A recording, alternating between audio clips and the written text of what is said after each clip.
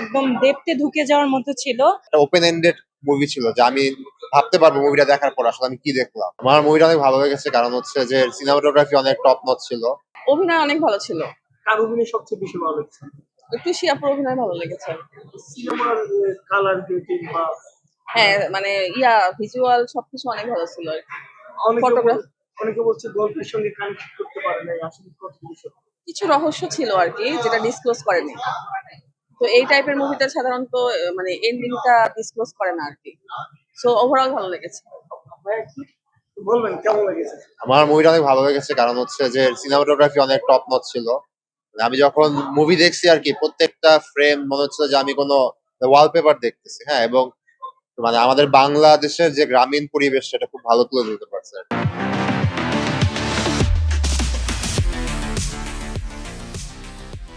আর এছাড়া আমার স্টোরিটা আসলে অনেকে যেটা বলতেছে যে কানেক্ট করতে পারে না, এটা আমিও রিলেট করতে পারছি, বাট আমার কাছে মনে হচ্ছে যে এটা একটা ওপেন এন্ডেড মুভি ছিল, যে আমি ভাবতে পারবো মুভিটা দেখার পর আসলে আমি কি দেখলাম।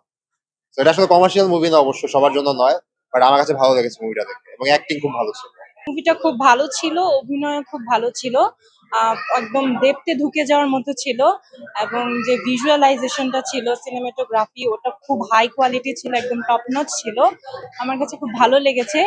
এন্ডিংটা একটু আনক্লিয়ার ছিল, যে মানে আসলে এত কিভাবে মানে হঠাৎ করে এন্ড হয়ে গেছে, আরো একটু মানে বাড়ালে ভালো হতো। অনেকে বলছে গল্পে বুঝতে পারে না, কানেক্ট করতে পারে না, আসলে কত বিষয়। এটা একটা হচ্ছে লুপের মাধ্যমে মানে কানেক্টেড হচ্ছে, যে একবার ও যাচ্ছে, তারপর যখন ফিরে আসছে, যখন একটা হচ্ছে ফেজে একটা পর্যায়ে ফিরে আসছে, ওর একটা স্টেট, লাইফের একটা স্টেটের পরে ফিরে আসছে।